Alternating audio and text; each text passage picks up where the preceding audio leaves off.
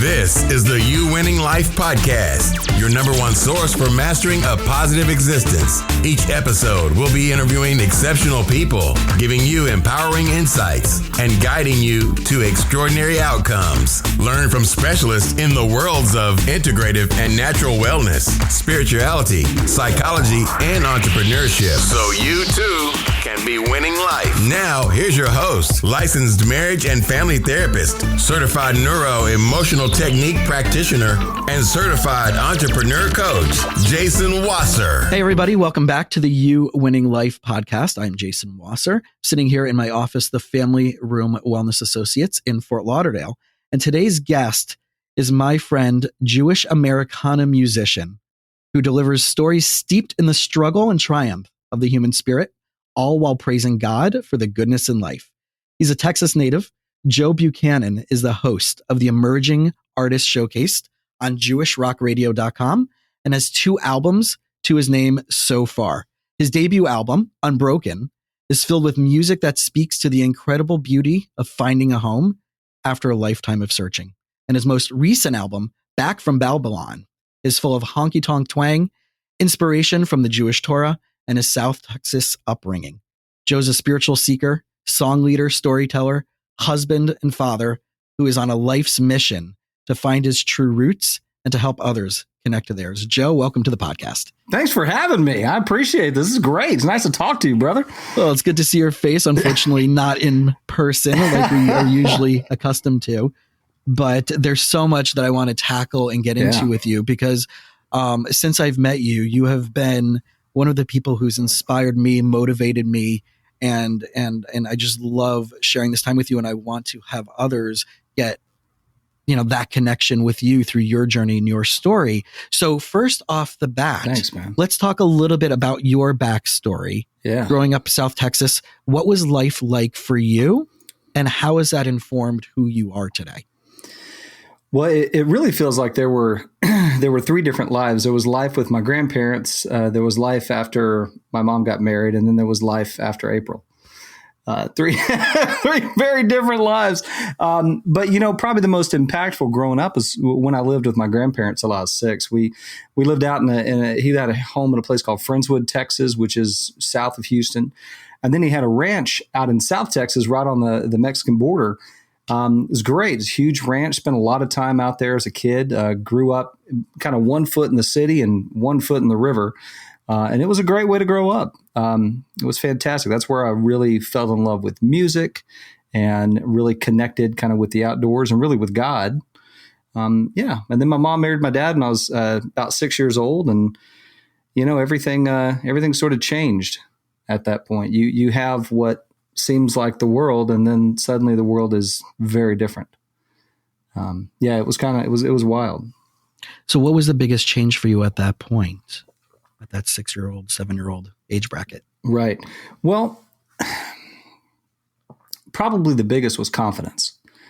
And I'm not putting that on any one person that changed. We run into stuff as young people, and we make decisions about the world because all we know is what we know, right? We only know the world that we immediately impact and that immediately impacts us because we don't have a greater real sense of our part in the, that doesn't happen until much later on, usually in life. I was met with a lot of, what's wrong with you, and making mistakes and getting in trouble and just not seeming to get it right, and going down bad paths and bad grades, and it was like, it was all different. So I decided, at that point in my life that I was just inherently flawed, and I was just really no good, not for myself, not for the world around me, and that I was much better at a distance than I was up close. It was no good up close. Keep me at a distance, and I was shiny as could be. I was a good nickel, but you get up close and just there was no value. So would you describe that feeling as, from what I'm hearing from you, it sounds like a lot of guilt and a lot of shame. Yeah, sure. Well, like I said, you only know what you impact and what you see. So they talk about kids, when their parents get divorced, and they think that it's somehow their fault. When of course it's not at all their fault. But they'll think that it is because that's their immediate world. And, and if their parents have been mad at them or upset at them, then they start going, well, it must be because of these things. The problem is that these things were taking root in me and planting these seeds. And no matter what I was hearing or finding out, that wasn't the validation that I was finding. Do you know what I mean? It's a weird thing to say, but if you go looking for the bad and that's all you're looking for to see if it's there, you'll find it all the time. And it's so loud. I hope I'm not going too far ahead, but I will say that I think that, and this comes in later, we're surrounded by goodness. Man, we are just drenched in goodness. And just like fish don't think about water, we tend to not think about all the good that's around us all the time. How great. But that bad stuff, because it's actually not what we're used to, it's so incredibly loud that it takes over. Well, you're talking about like the nurture versus nature paradigm a lot, right? That if we have this inherent belief that we're connected, that we have value, that we bring something to the table, and we're at that developmental age where we're so impressionable, right? And we're starting to hear opposite stories or narratives about that, or experience different things that quash that, then we're going to start having a lot of self-doubt. So as a little kid, that's a powerful experience to go through. And I see this day in and day out in my practice, that even adults still struggle with that from that time period. And that's most of the work that needs to be done on a therapeutic perspective is what do we need to unpackage and let go of and re-narrate that we've been carrying as if it's our own story. Right. Yeah. There's a lot, I think there's a lot that I was seeing that I had no basis in truth. It was all what if and maybe and worry and assumptions, because there were no solid answers, especially I think when you're dealing with folks who are toxic. There's not a great answer. That pain that they're feeling is their own, and there's no way you can understand it because they don't understand it. But you'll make it your problem, and you will be at fault somehow, and that you do understand, so you own it faster. I think it's terrible. Yeah. So that belief that you had that there's something bigger out there, that there was something good out there. Yeah. Were you at that point calling that God? What was that for you at that point, that you knew that there was something out there that you connected to that allowed you to have the strength and the motivation to move forward despite the struggle? Yeah. So that was a funny thing. Like my grandfather and my grandmother instilled in me a very simple concept of God. It was the idea that you can see God in the world and the way the world works.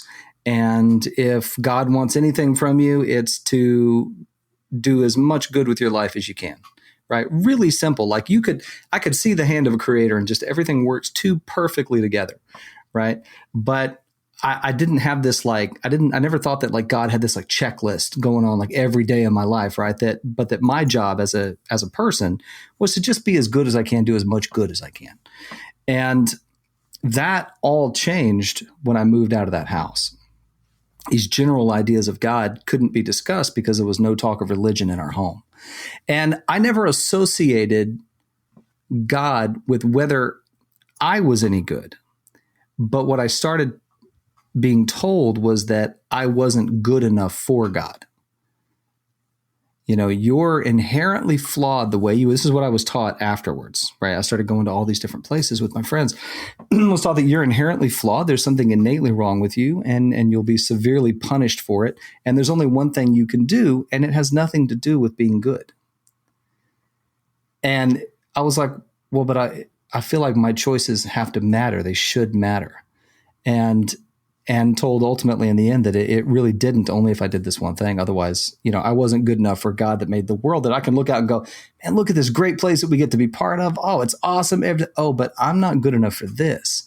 So when you pair that with shame and guilt as a young person that you're just taking on from all these sources around you, coming up with decisions, and not good enough for the creator that you believe, helped coax the world into existence, well, suddenly, why are you even here?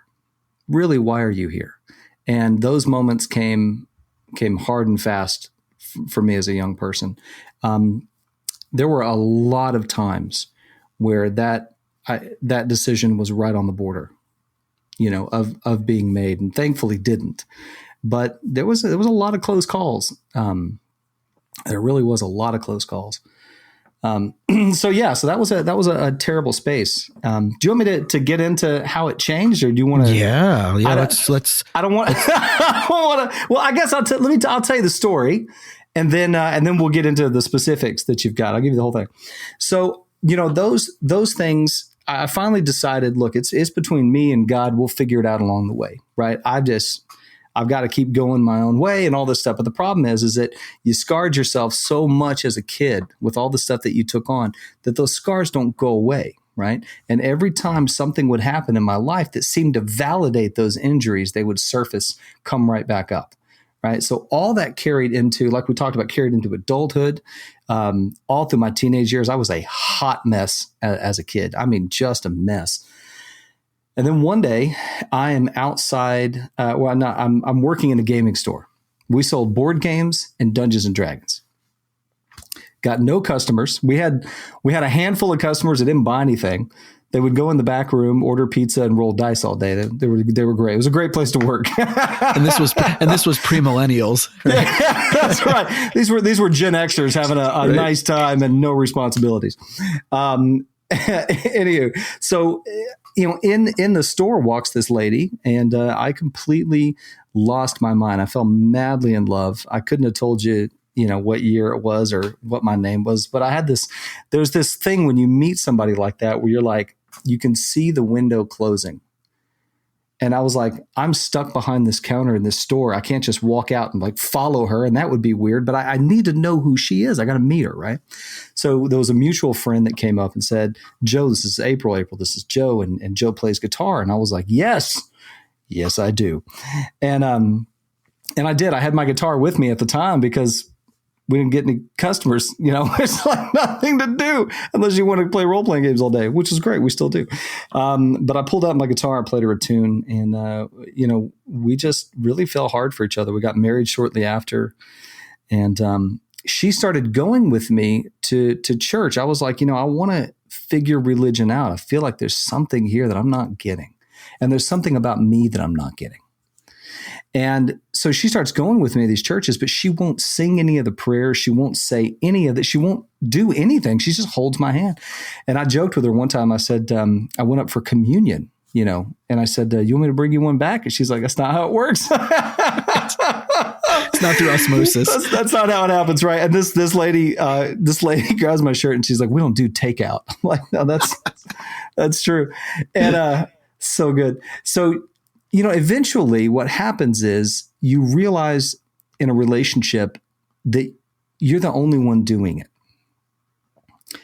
and if you want to be a real partnership, you can't just be dragging somebody to something because they're really also compromising every single time. And if it's a big part of stuff, then they're getting dragged to everything.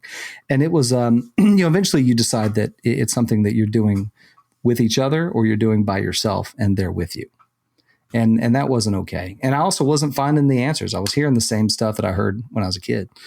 So we stopped going, and 13 years into our marriage, we're outside the Holocaust Museum in Washington, D.C. And she looks at me and she says, and we're shaken, right? You can't make any sense of that. It defies logic.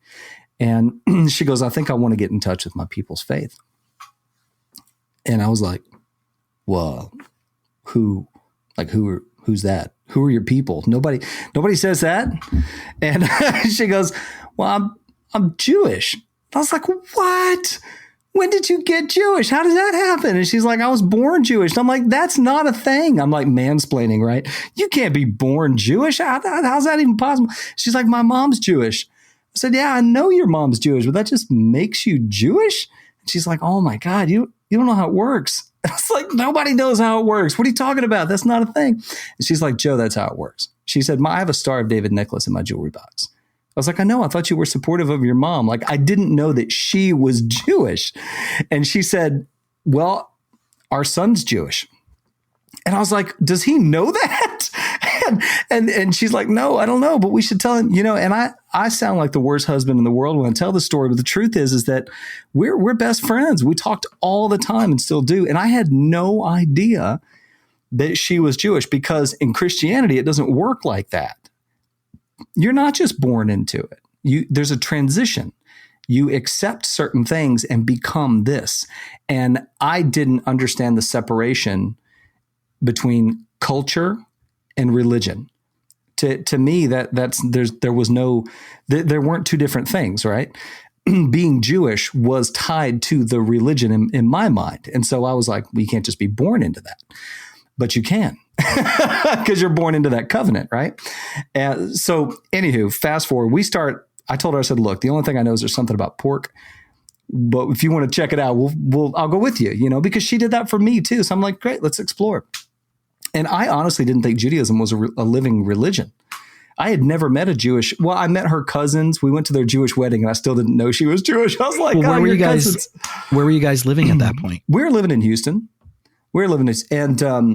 But when I grew up, I never met a Jewish person that I knew of. Never saw a synagogue because they're not on the main highway. They're off in neighborhoods. So you don't see them. And the only time they talked about the Jews was in history class for 2 weeks. That was it. There was no talk of Judaism, right? So anyway, we start looking into it and we meet this rabbi. We walk into the synagogue and I said, my name's Joe. It's my wife, April, and son, Nathan. They're Jewish. I'm not. And we don't know what that means. And he goes, do you want me to distill Judaism for you? And I said, yeah, that would be great. Not realizing what a deep ask that is, right? So here's what he told me that really forms the basis for everything else beyond this. He said, look, there's one God. Now, there's nothing wrong with you. You're okay. You're A-okay. You're loved by your Creator exactly as you are, and you don't have to be Jewish or anything else to be loved by God because you're part of creation. You're part of the beauty of creation, and that's a good thing. He said, you don't have to do good because of some fear of punishment or a reward later on. The good you bring in the world is the reward. You brought more good in. And this life is the one that matters. Who cares what happens next? This is the gift right now that you've been given. You got to do as much as you can with it. I was like, what? That made so much sense. And I think sometimes you can hear something over and over and over again, but then there's that moment where it just pierces right through. And it was like 30 years of therapy at once, and it changed how I looked at the world, how I looked at myself, how I looked at other people that I was spending time with. And then, dove into conversion. April and Nate did it with me. And then the music started after that.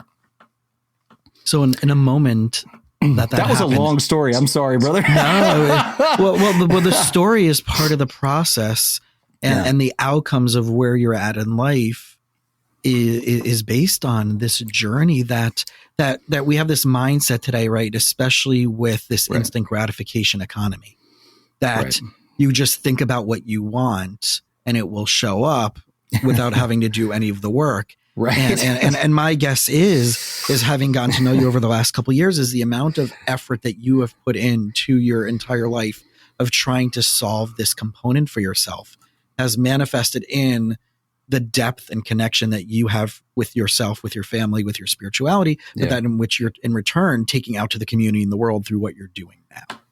Right on. Yeah, for sure. Right. So in that moment, you had this spiritual mic drop from this rabbi. Yeah. And that was it. And that changed it for you. It was and I have to say this too. I talked about my wife and I being best friends. April loved on me so completely that I'd finally gotten to a point where I was more okay with me. She would every time the negative stuff would pop up, she would shut it down. Not like in a shameful or don't be so stupid, not like that kind of way, but like taking my face in her hands, literal kind of like, I love you and you're great. And this is what you do. And this is why. She's like bringing that other validation in and showing we're going to counter this with a whole lot of love and a lot of commitment. And, it was, I got to imagine it was not, there were times that weren't easy for her as hard as I was on myself. It was really bad. And the spiritual component was the other side of it. Cause that was like your connection to the world and creation and all this stuff. And that relationship with God hadn't been mended. It was really tough. So when Judaism happened, enough of that foundation had been worked on, that when Judaism happened, it was like the whole story. Suddenly everything was on the table. And I was like, oh, wait a minute. It's all there. This makes so much sense. And I was learning lessons later on that she had been teaching me earlier. You know what I mean? Does that make sense? Yeah. I asked that way too much. Yeah.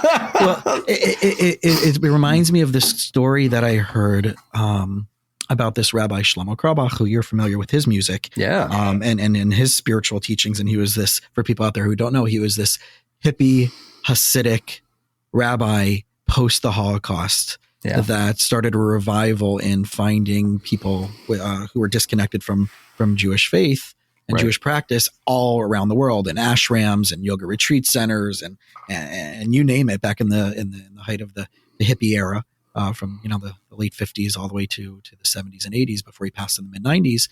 And there's a story about him walking on the street in New York where his synagogue was, even though he traveled all over the world doing concerts and stuff that you're doing in that path, right? Teaching and storytelling and connecting. And this woman comes up to him frantically and says to him, Rabbi, I have to tell you something. And he's like, oh, okay. And everybody was either holy brother or holy sister. Right. Right. Back in the day. And in a time frame where it wasn't, people were like, what the heck? What is that? I'm not holy. What are you talking about? Right. I'm not your brother. I'm not your sister. So, and it's funny, right? For this, but for people who don't know that that you're saved in my phone as Holy Brother Joe. So the legacy continues. Oh, I love it. So she goes to Rabbi Shlomo, I don't believe in God. And he just looks back at her with this huge, silly grin. And it says, wow, that is so beautiful. And she's floored. And she's like, wait. You're a rabbi. You're supposed to believe in God. And here I am telling you I don't believe in God. Right. And you say that's beautiful. And he responds, yeah, that is the most powerful thing I've ever heard in my life. And now she's like even more suspicious. And she's like, no. You're a rabbi. You're supposed to believe in God. Right. You're supposed to tell me it's not good that I'm believing in God. I don't get this. And he's like, sister, you don't get it. You're carrying the biggest secret in the entire world. And she's like, all right, I don't get this. Like, just for people who have a little bit more of a background about Shlomo, he can trace his lineage back to King David from the Bible on 7 different branches of his family tree. Good gravy. Wow. So we're talking about, like, when people talk about lineage and who's who, and we got the Rockefellers and the Vanderbilt, right? All these, right?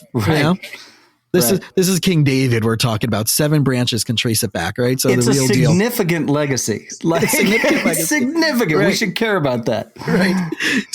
So he's like, let me tell you the deepest secret. The God you don't believe in, I don't believe in either. And I think that's kind of what we're all going through, whether it's about God, whether it's about our core beliefs, our core values, about the experiences that we've interpreted are probably an inaccurate interpretation because we're carrying a story that doesn't belong to us. We're playing an old album that we're only playing because it was our family's album. It's not the album that we choose to play. Absolutely right. Absolutely right. I think we lose sense of the truth. One of the things that really helped me a lot, and it was after this, this kind of religious discovery that we had, which, changed our lives as a family. It changed April's life, Nathan's life, my life. I mean, it really changed everything for us. But there was some simple truths that I wasn't focused on. Like there was a time when I would wake up and I would think, about, what people that I have to interact with can't stand me, and how, it would be so much better if I wasn't here and all I do is cause pain and all I do is upset people and all the stuff that I touch, it just, goes to crap and it's no good. And really I'm no good. And boy, people tolerate me and I'm another mouth to feed and like really terrible stuff, right? When the truth is, the only truth is that the sun came up. I should probably have some water because I'm dehydrated. And I need to take a shower before I start my day. That's it.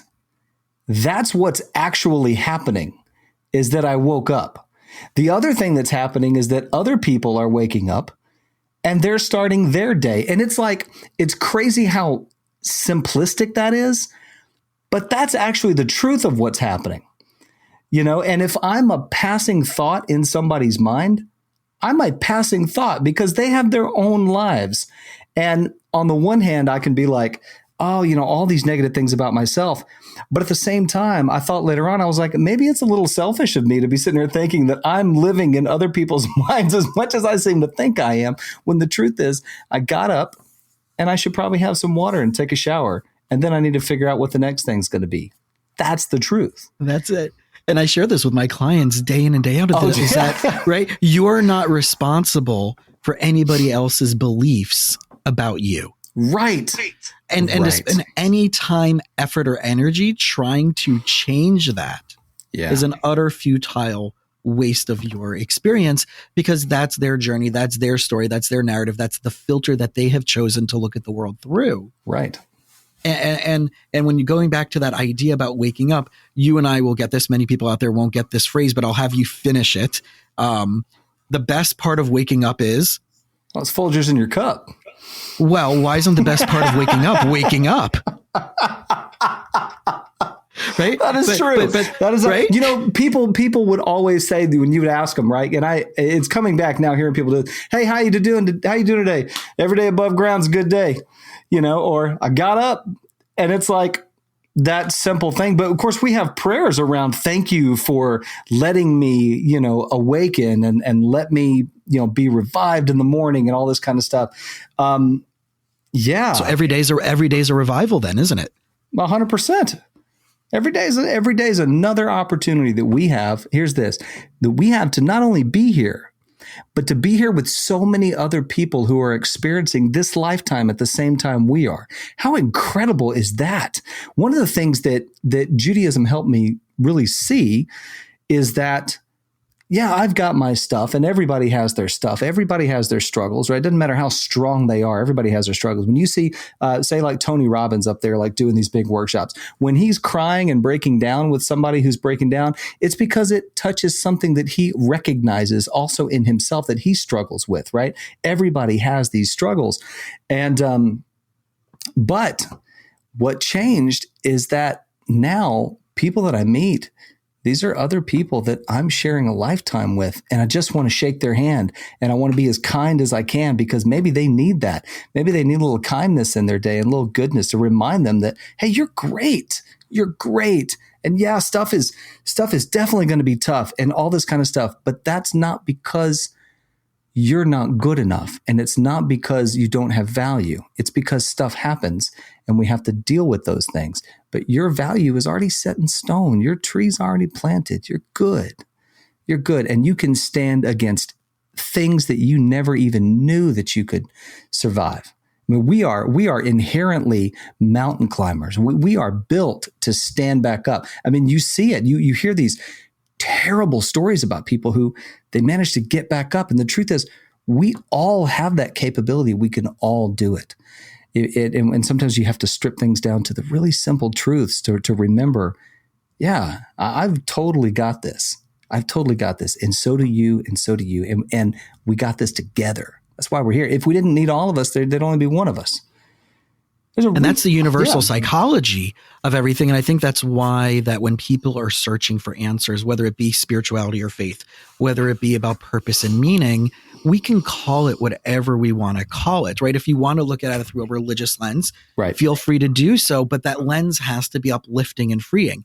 If you're looking at it from a relationship-based lens, and that lens has to allow you to be the most uplifted and free and purposeful person. If you're talking about it when it comes to your career, then it can't be stifling. It can't be toxic. It has to allow you to fulfill that which you find is connected to your passion and purpose in this world, and how you can make the world a little bit better than you left it. So I think what you're sharing goes way beyond and is way deeper than just a spiritual path or a spiritual tradition or a religious path or religious tradition.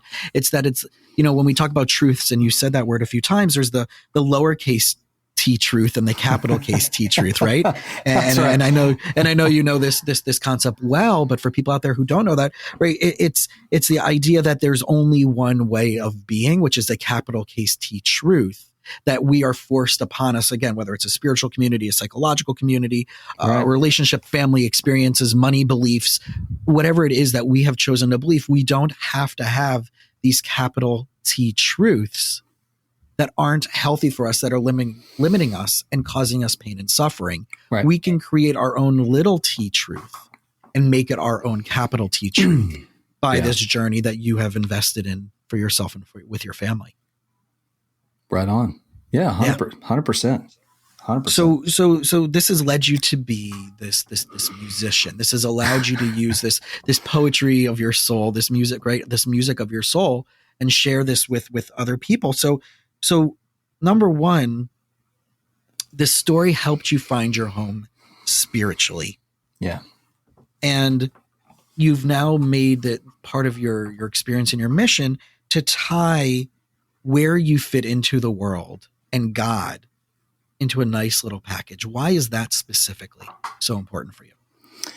Because it didn't make sense to me. I'm definitely one of those people that I don't want to put stuff in a box, but I want to know what it is. I want to have some understanding of it. I'm great with mystery and enigmas and all this kind of stuff. But when it relates directly to me, I kind of need to know where I stand and what's up. I don't like to wander in miasma. I mean, I did that. Well, that's a great word. I don't think I've ever said miasma out loud. I did that all growing up, like a haze, and I don't want to do that anymore. I just want to have at least some understanding of what I'm working with. And that, I think that simple, not to simplify God, right? But that definition, that because Judaism is like any religion, as deep as you want to go, right? It has layers unending. It's the widest and deepest thing in the world. But that simple approach to God, all of a sudden, all the issues that I had about who I was to God and who God was to me and all that kind of stuff, that was all gone. Great. This I get.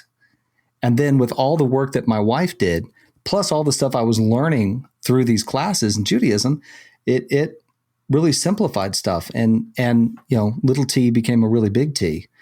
And it turned into, how can I share this? People need to know this.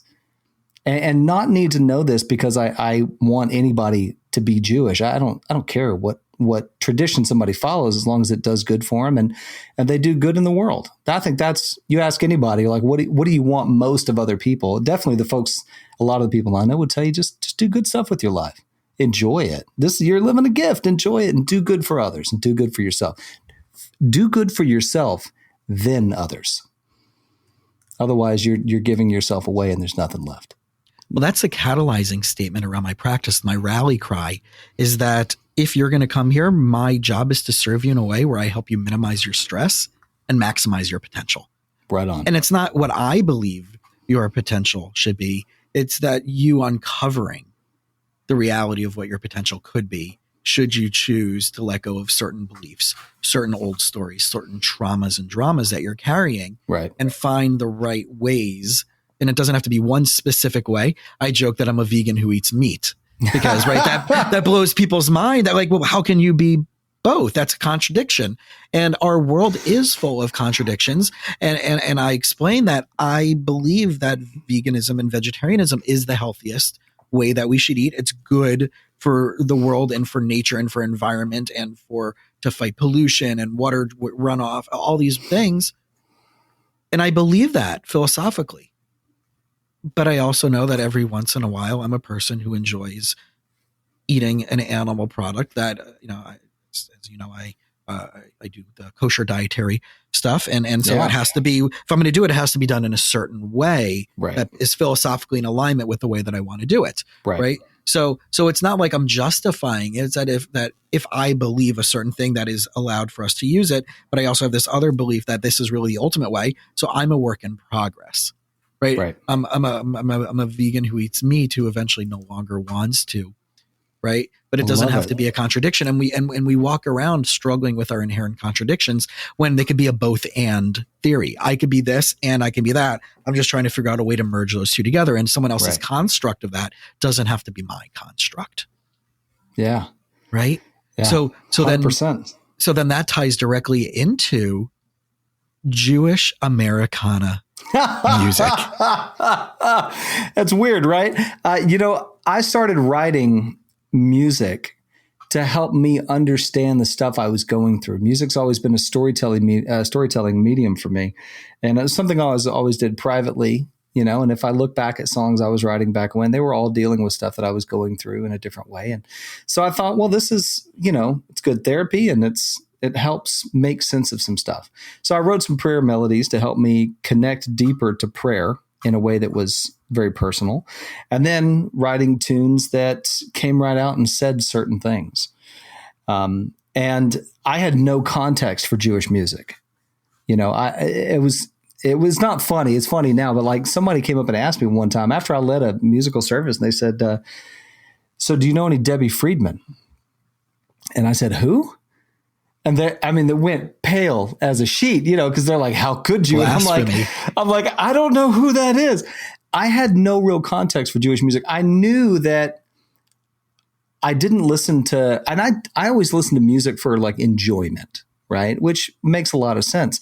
But I was never into like, Eastern European stuff like klezmer and all that. Just, I didn't listen to that. I grew up on old country and classic rock and some of these uniquely sort of American themes of blues and like I said, classic country music. In fact, that ranch in South Texas, that's all we had was Johnny Cash, Marty Robbins, Kenny Rogers, Conway Twitty, George Jones. That was Dwight Yoakam. Like that was what I grew up on. So when you pick up the guitar to start writing music, those are the things you hear, and that's where your mind goes. So I started writing this stuff and quickly had to figure out what it was, and it was Jewish because it was about Jewish stuff, and I had just finished my conversion, and it was Americana. It was uniquely American sounding music. So I was like, yeah, that makes perfect sense. It probably now slides even deeper into the country genre. But yeah, Americana. I remember, and when I got started, my rabbi was like, well, what is that? I was like, oh, well, I wrote this prayer melody. And he's like, great, you're going to play that for our congregation.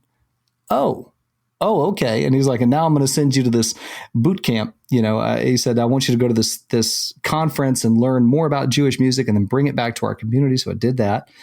And I met this guy named Saul Kay, producer, Jewish blues artist, amazing, incredible musician and just a great guy. And he said, look, he goes, I think we need to get your story out there. And I want to help you do it. But I need you to come right out and say it. And I was like, well, I feel like all the songs I've written are kind of saying it. He's like, no. He goes, look, I do blues, man. I swim in the deep end. If you don't want to go swimming, I'm not going to get in the water with you, but you gotta do it and say it. And I said, well, I don't want to offend people. And he said, look, if you're really honest, that's the best thing you can be. You don't have to be cruel to be honest. I was like, okay, right on. So that's where Unbroken came from, that whole first album. And and it changed everything. I remember my wife telling me, you got to figure out what this is because this is something and you could do some real good here. So now I do these Friday night Americana Shabbat services that are very, kick off the dust kind of the week sort of services. I do a workshop called Choosing to Be Chosen, which is all around finding your faith and figuring out what your relationship is to God and the world. And then I'll do concerts in communities all over. It's a different life. It's a real different life than it used to be. Yeah. That's for sure. For all of us. Well, what you just said about like putting your story out there and your fear that people aren't going to like it or you'll offend someone very much goes in line with the belief that I'm practicing myself and that I'm sharing with my clients is that you have to put your flag in the ground. Yeah. And for the people who are only listening to the audio portion of this podcast versus when looking it up on YouTube when it comes out, is that behind you there are two very distinct flags on your wall. So right on one side you have the American flag, on the other side you have the Israeli flag, and you're waving your flags, right, surrounded by a ton of guitars, and right. So you're planting and making a very strong, profound statement. And I want people out there to walk away with this message from this segment of our conversation is that your tribe, your community will be only attracted to that which you put out there. 100%. Yeah. Right. So you have to be firm. You have to be okay with that. You have to be honest with that. You have to live in your integrity with that. And I even now do this with my practice, where I now only introduce my practice as a mind-body integrative wellness practice. So if you're not interested in any integrative or alternative medicine approaches to solving a problem emotionally, from trauma or whatever it may be, or about your business or about life stuff, I'm not going to be the right person for you. Right. And in a way, it's polarizing, but it also gives me a cooperative agreement with the people who are showing up and saying, oh yeah, I want that. And I'm willing to do whatever it takes to get better, versus I want to get better, but I'm not willing to do what you are an expert at in order for me to get there. So how am I going to help them with my arm tied behind my back? Right. That's exactly right. That is exactly right. Right. So this idea of music, and you and I both are musicians, and we know, and people out there who are musicians know, that music has its own soul. So adding this extra element of Jewish, Bible-based, spiritual-based stuff, why was that so important now for you? Because right, you can go into a career and you can go out there into the world and be a musician and spread music and the soul of music that way and tell your story. But why did you decide now at this point to take that stance? Right. It's a great question. I think that the religious aspect of it, talking about being a Bible-based artist, I love that. It formed the foundation of so much that I wanted to say. It was kind of that core thing that helps drive a lot of values-based choices, right? And you got to beat the drum hard for it. And so I thought there were a lot of, simple truths and a lot of things that really needed to be shared. And it informs all the music. And I even wrote a, and you would never think this is a Jewish song unless you knew. There was a song we did called Whiskey Tears, which is it's a drinking song, but it's about an experience that was at a tish and what it's like to do, to spend close, intimate time with a community and around specifically a Jewish community. But it informs everything musically that I do. And I'm glad that I didn't have that foundation of what at the time, very traditional Jewish music. I'm glad I didn't have that. And I love that. I'm a big fan of it now. Like, I listen to so much stuff now, but I'm glad I didn't have that in the beginning because it helped me figure out my own way of communicating things. And I wouldn't have it any other way. One person, or a lot of people have asked me, how comfortable I am if certain songs, they make it to a certain level and it's very clearly Jewish and I have to explain that. I'm like, great, let's talk about it. Let's get into it, because I think there's a lot of room at the table. And plus, if the music is good, it should stand. It should stand. If the music is great, it should stand. And if it makes people go, there was a little bit of Hebrew in there. And I don't write a lot in Hebrew, but they're like, hey, that sounds like something that I heard when I was at synagogue. Let me look at, great. The more conversations we can have, the better. I was at South by Southwest and we're in this bar and I've got the band with me and it's Friday night.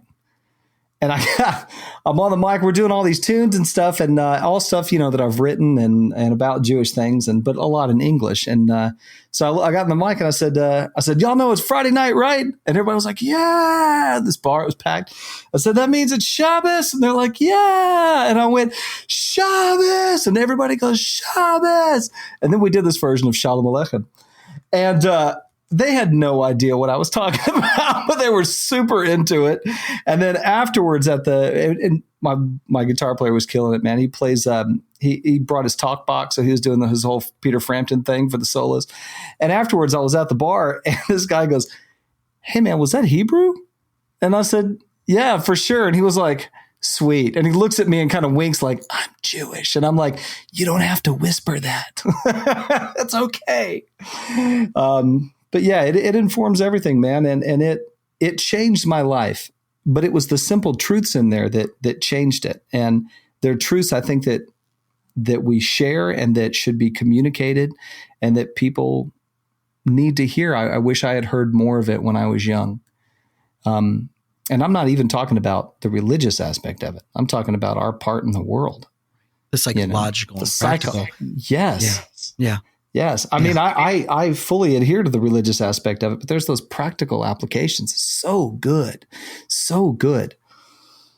Well, you use that phrase, the open table, right? There's so much room at this table. Yeah. And the word that you used a few minutes ago, the word tish, right, is a Hebrew word, which means the table. Right? And yeah. And for those who are not familiar with that phrase or have never heard that phrase before, it's commonly used in Hasidic Judaism for a spiritual gathering where the leader of the spiritual community will bring and share psychological, spiritual insights and wisdom as it relates to the energy of what's going on in that time frame.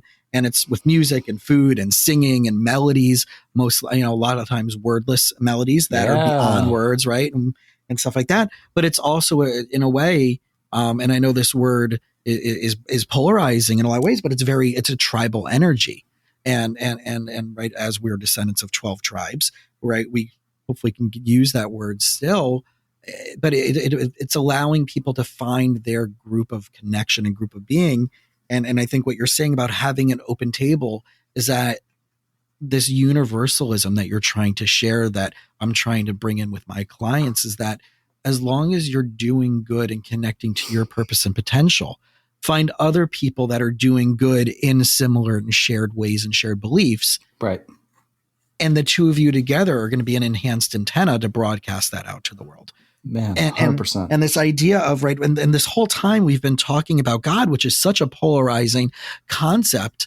And I've had so many different people from so many different backgrounds on this podcast that this is the first person that is uniquely, specifically talking about God from a Jewish perspective, that in my mind as a therapist that happens to be a Jewish therapist, is the idea from the 12-step world of God of your understanding. Right. And that concept of God of your understanding in that world is like, what does it mean to you that will allow you to have a personal connection to something that is bigger than you, that gives you purpose and meaning to wake up in that morning and go have that coffee and go take that shower. Right. Right. It's really kind of wild too. Once I could understand, well, I mean, look, God, I think one thing we do is we make a mistake sometimes when we equate God to a person, like God is a human being. God is God and not a person at all in my mind, right? It's just, we'll figure that out at some point later on, I'm sure. But being able to understand that connection and go, okay, I'm okay and we're good. I thought we were, but now I'm convinced of it. We're okay. Great. Now I can get to work. And then it just becomes about being in the world and doing all this. One of the things that also comes up is when we talk about religion in these workshops that I'll do. I'll tell people, look, these, you've got all these different religions, a lot more than like the big three. I mean, there's tons of religions out there, right? Well, the truth is there may be areas where they intersect from a decision-making standpoint. These are different religions. They believe different things.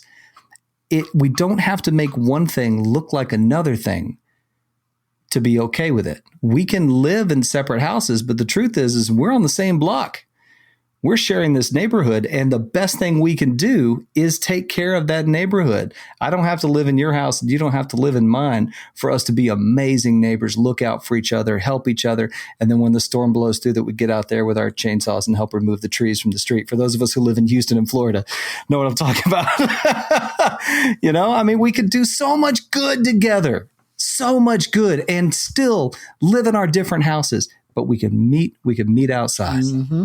And that even applies even to like a work case scenario where everybody who is trying to figure out what they bring to the table. And some people, and this is from the book, The E-Myth, which is one of my favorite books about the environment of the entrepreneurship world or the business-based world, is that there's the person who's the entrepreneur, and that's the person who has the big idea.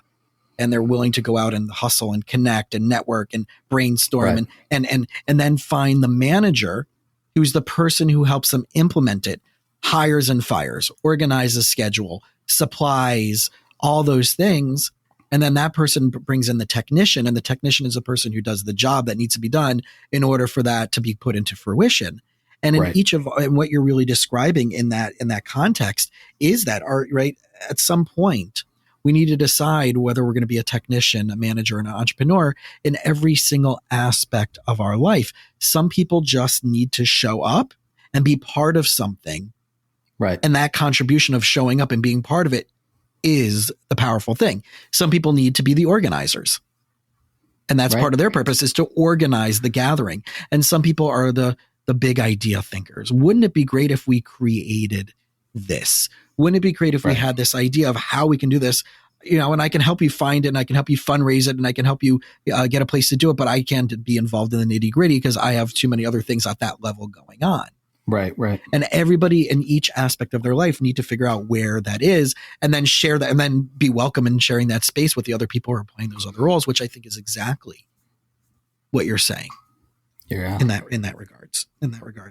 So let's take this into the idea of doubts and insecurities, right? So as a musician, as it is with probably any other talent or experience or relationship, or right, again, it can money, jobs, finances, career, relationships, mm-hmm, personal identity. We all carry doubts and insecurities. So as you've evolved and as you've come into your own wisdom over the years, what are some of the ways in which someone can get past those doubts and insecurities? Well, I think one of the things that it's easy for people who are artists of any type to fall into is having an expectation of a response. And if they don't see that response, they can make decisions that greatly impact their ability not only to do what they do, but how much good they can do and to continue doing it.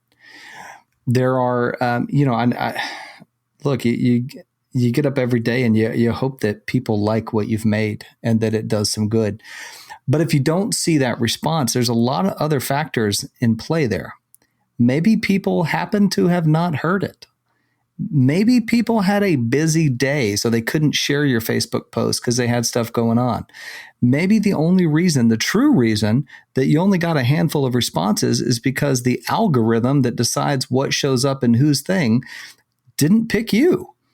There's a million reasons other than, well, I'm not good enough at this.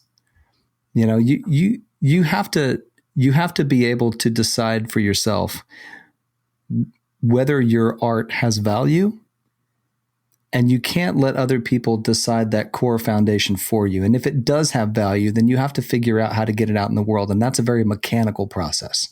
They say it takes 10 years to be an overnight success, right? Especially when I've heard musicians say that a lot. The amount of work that goes into building, your not just musicianship, but like how you market your music, how you get your music out there, the business fundamentals, tracking all the stuff, follow-ups, emails, like that's all a mechanical process. And if you don't do that, then everything is just, well, we'll see. And in today's world, you can't just say, well, we'll see. You have to get those core business fundamentals down to make sure that your music can do as much good as it can and to get out in the world. The other thing I think that we do is we make this mistake of thinking that people owe us their time. That is, look, I did that a lot, not realizing I was doing that when I was much younger. But the truth is that nobody really owes us their time especially when it comes to music and things like that, right? When they decide to engage with your music, they're spending some of their holy currency. We should be crazy grateful that they took a few moments to listen to it. Not like, well, they should listen to it. No, They should listen to whatever they want, and you can't have this, I think, to do as much good for yourself as possible, right? You can't wake up and go, people have to listen and should listen. Maybe the music is great, and that would be great if they did listen. You should do everything you can to get it out there. But having this expectation that people have to like what you're making, I mean, that puts incredible pressure on them. It puts incredible pressure on you. It strains friendships and relationships, causes undue stress, worry, fear, doubt, everything. And that's crippling, eventually to the point where people go, I can't do this anymore. I got to just not do this. Removing the expectations of other people and instead saying, what do I expect of me? What do I got to do the best I can? And at the end of the day, if you've done all of those things, great. If you haven't, then the next day after you get up, have your coffee, take a shower, figure out what you can do different. I follow a ready, fire, aim kind of mentality. I get really enthusiastic. Yeah, let's do it. Let's try it. Something didn't work. I don't come at myself. I just readjust and readjust and readjust. And I think that's the best that you can do. I don't know that I'm going to do music forever, but I mean, I didn't start a professional music career until I was almost in my 40s. And then I didn't expect to be doing this with my life. I'm so glad I found it. And I'm super grateful that every day that I get the chance to do this. I do hope people enjoy it. I do hope people love it. I hope it does, but I hope it does some real good for people. And I know that I have to do my work individually to make sure that I'm doing the best I can for people when they do spend some of their holy time, which I really believe that's their currency, is this time. That's the most sacred thing they have, right? That if they're going to spend that on me, that I'm doing the best I can for them out of respect for the time they're giving me. And it's a different outlook than I had before.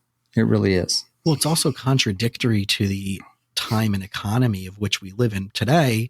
Yeah. And I think that's why in the artist world, they talk about the breakthrough artist, right? What is it that they broke through? They broke through someone's attention with providing enough type of value or interest for that person to invest their time, effort, like you said, their currency in that other person. And I think it applies to the same thing in a relationship. What are you doing? How are you serving powerfully? How are you showing up? What are you contributing to? And I say this to my couples all the time that I see. It's like, what is the problem that you want to solve? And what are you willing to do to solve it, regardless of what the person sitting next to you never does? Wow.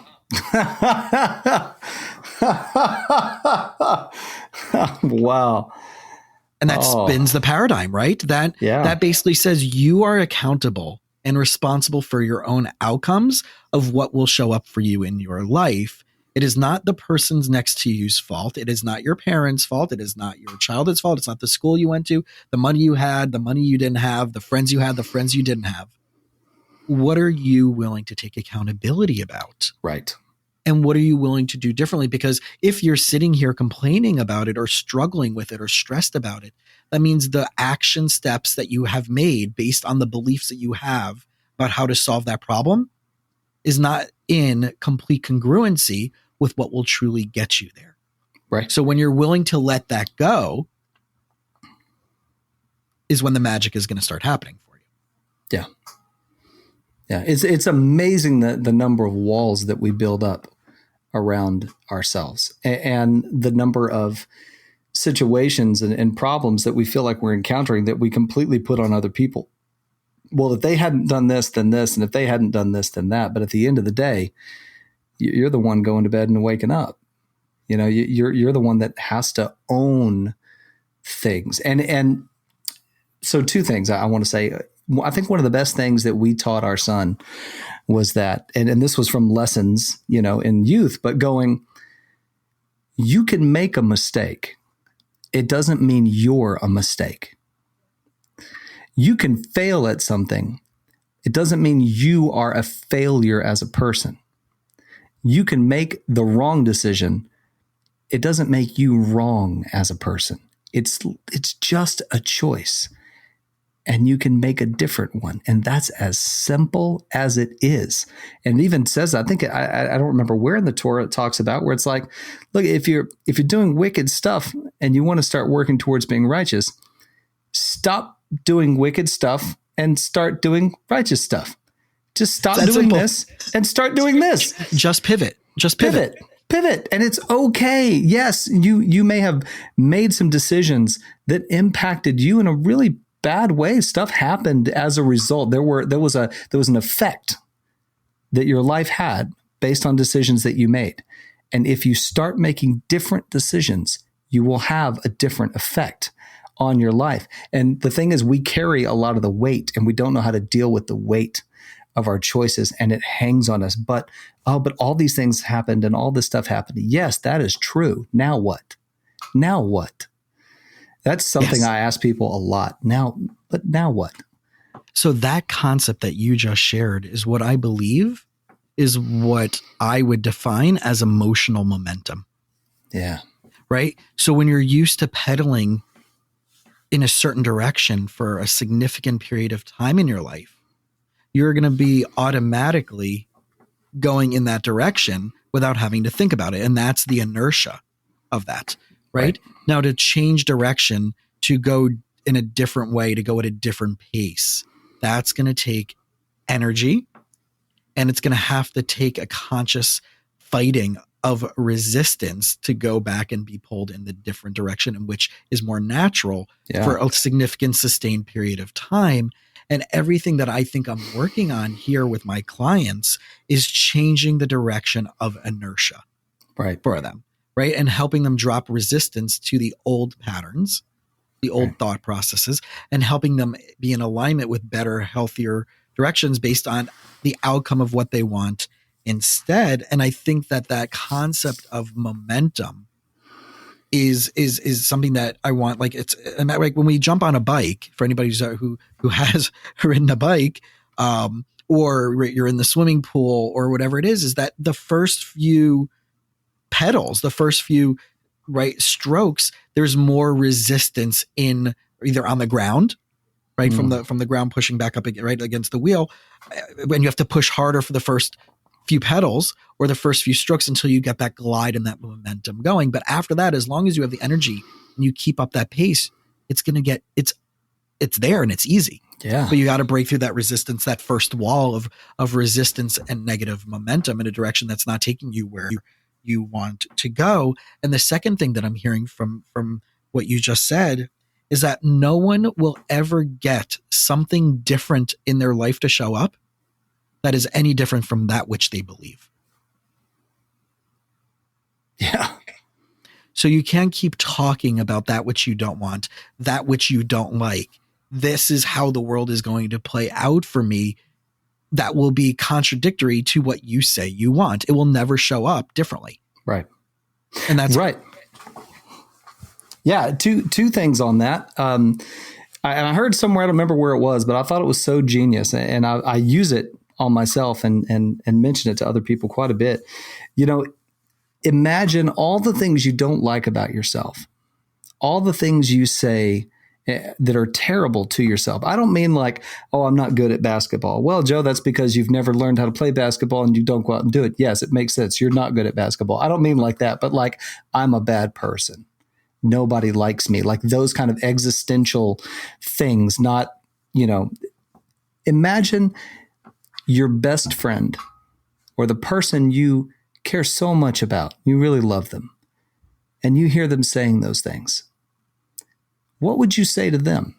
You recognize what the truth is, and you recognize what they're doing, and you know it's inaccurate because that makes no sense.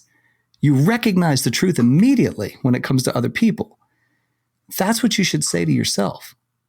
The thing you would say to the person that you care deeply about, that you want to cut through all the stuff that they're going through, to say, no, look, you've got to be able to say those things to yourself because that is the truth.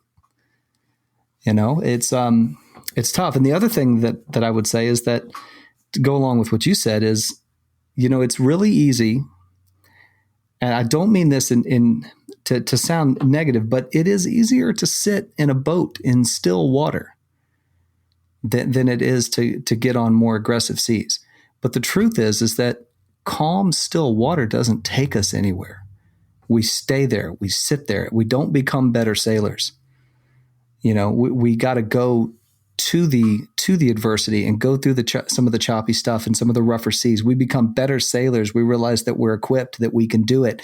And then we help show other people that it could be done, Well, that's the same metaphor with a diamond, right? It's millions and millions and millions of pounds of pressure in that tiny little area that creates something that could be coal or can be diamond. And the difference is how much pressure was applied to it, right? And then we take it out and you're like, oh, what is this, right? And then you got to chisel away at it, and you got this big thing that's like, right? And then you got to cut it, which you think you're actually destroying it, but you're cutting it down with a laser and shining it and polishing it, and right. It keeps going through all these different things until you finally get this thing that's worth, a ton of money, but it went through this whole process to get there. Yeah. And you can look at it and you're like, oh, it's just a lump of coal. Right. But it's got to be filed down and chiseled. And in a way, that's what life is. And this concept of if you change your beliefs about what you believe you deserve. Right. And I'm not talking about entitlement. I'm talking about the truths, the lowercase truths that we want to make the capital case truths that we've been talking about in this episode. This is the work that everybody needs to do, is that you have to find your value and purpose in your life.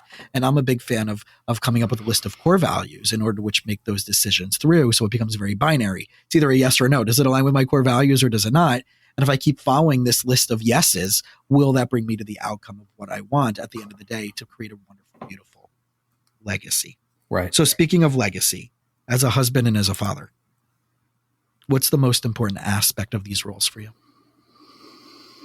April and I have learned a lot of lessons in our 20 years. We just had our 20-year anniversary this year. Thanks. And I hope I'm answering this question and understanding the question right. But the stuff that we've learned about ourselves and how to work through these things and these strengths, they're very different from things I learned as a kid. I didn't see this as a kid. I didn't. And people were going through their stuff individually, right? I have no way of knowing what they were actually going through. But how to stand back up like this on a fundamental level, I learned much later on in life. And April and I, we've helped each other a lot. Believe me, I'm the lucky one. She's done so much for me. It's just unbelievable how amazing this woman is. But those fundamentals of how to stand back up and how to find those simple truths and reconnect to what's real and not let, worry, doubt, and fear rule our decision making.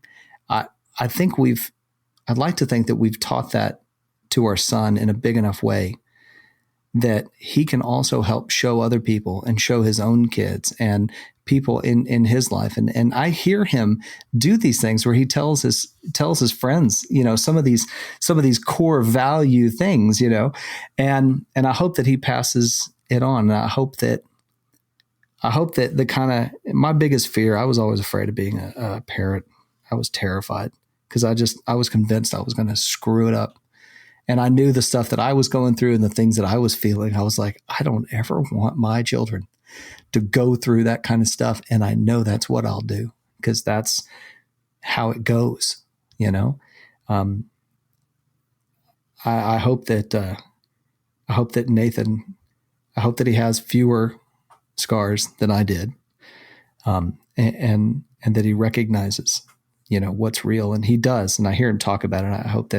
I hope that continues for him, and I'll keep cheering him on. We have very real talk, very real father and son talk, and it's great. And I think one of the things that showed me that he gets some of those things is watching him, stumble and struggle, and giving him just enough space and just enough guidance that he can, when he gets back up, he also sees that there's a big part of it that was him choosing to do it.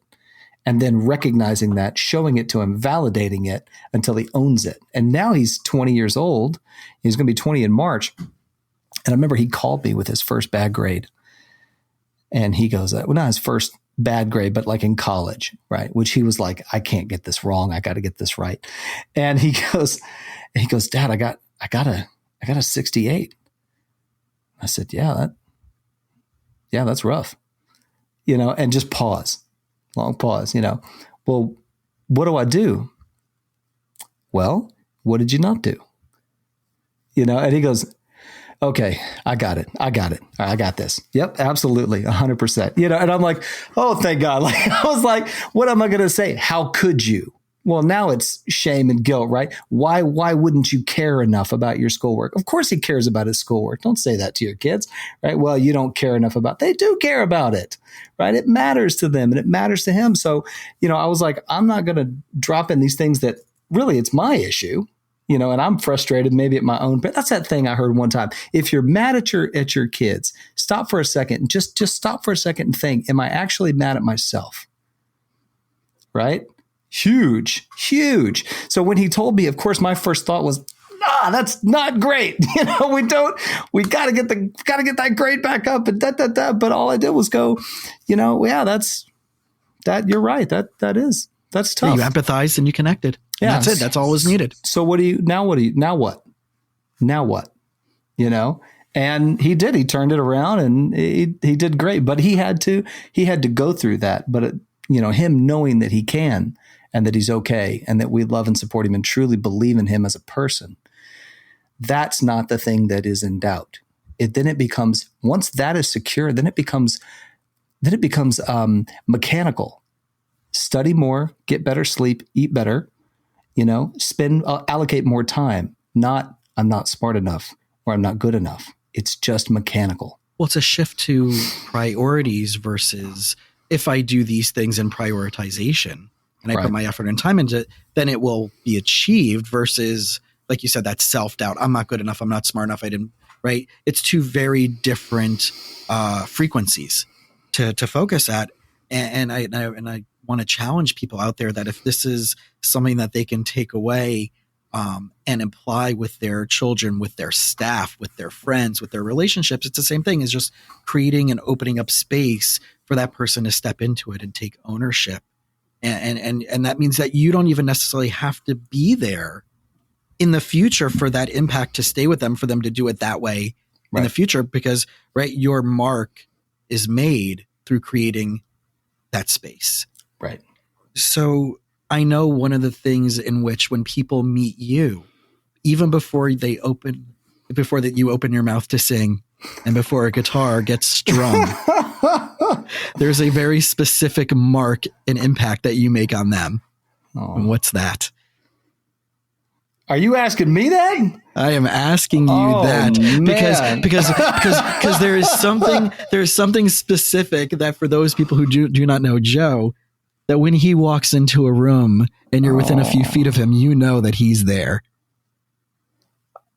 I think that the thing I try real hard to do, and I think that it's important for artists to do this, is that you take what you believe and you amplify it, right? You amplify it. You got to really light it up. And whenever I go into a new place or a place that I'm at, I'm genuinely excited to be meeting new people and spending what I consider very holy time with them. It's their time, and they're sharing that with me. So there's a real gratitude and a gratefulness for their time and an excitedness to meet new people and shake new hands and share time and stories. So there's a lot of enthusiasm on my part, but at the same time, this is the room that I work in. I do a lot of acoustic tracks in here, and it's kind of like a little studio, but it's also what I'm most comfortable around, which is very, very down to earth.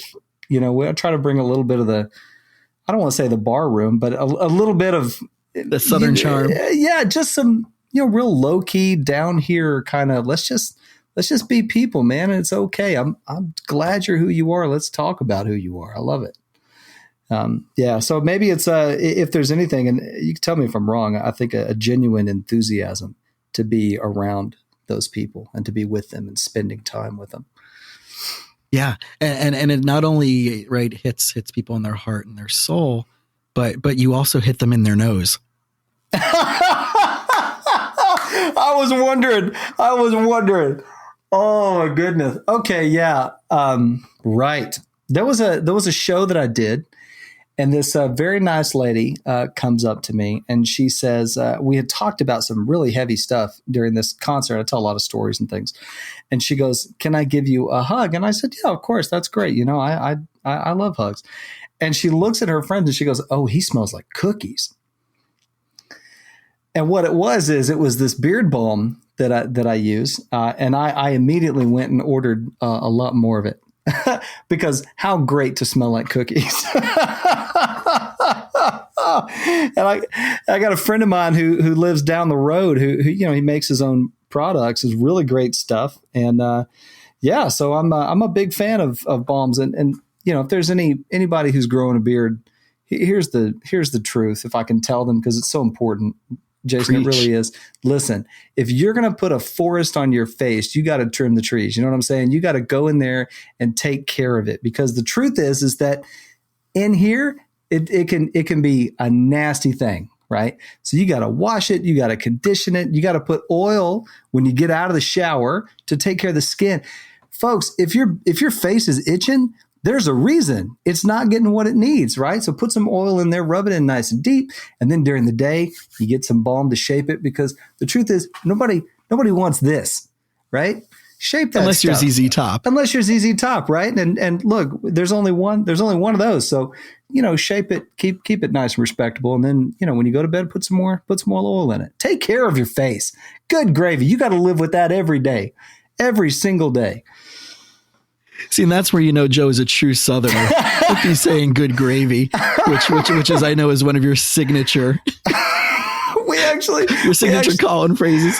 We actually made buttons at one point. We were talking about like merchandise, and April was like, I was like, "Well, we got to make some other stuff," and she was like, "You should have a button that says "good gravy." So now we have these little buttons that say "good gravy," and it's completely silly. Right. Not only is your wife, but also the inspiration. Oh, she's so many good ideas. Any good idea that I've had, I guarantee you it was an idea that she had, for sure. Which is, you should marry me. Right. Exactly right. So I know we only have a few minutes left, but wondering if we can try to throw in a song and see how that will play out. So I guess the question that I've got ultimately here is if this is going to be too loud or just quiet enough. So I'm going to move this mic back a little bit. I want you to know I was ready for you to ask this. I was totally ready. I don't want to hold out anything from our listeners. And this will or will not be edited out depending on the quality, and we'll play with it. But or we'll just add an acoustic. We'll just add your song, one of the songs from one of the albums that you get to pick, and we'll put it into into the episode. I'm gonna move one of these earpieces out of the way so I can hear what I'm doing here. All right, so I'm gonna do you a sounds okay? Yeah, sounds it's great. Not too much. I'm gonna do a tune that is a great example of some of the stuff we talked about. I took a prayer setting for Hashkivenu, and I thought, so we're talking about laying down at night and grant us peace and grant, this rest and bring us back in the morning and all this kind of stuff. And I thought, man, how many times in my life has it been so hard to believe in the idea that there is peace and there's security and there's shelter when I'm not feeling it myself? During Hurricane Harvey here in Houston, I knew people that were literally holding on to the sides of their homes to not get swept away in the water. Like we're talking, they showed all these videos of these homes and synagogues, furniture floating all the way to the ceiling. I mean, it's devastating. It changes lives, outward, like immensely. But you see people doing so much good for each other to help each other stand back up. But in those moments, it's got to be tough to believe in goodness, even though it's still there all around us. So that's what informed this. So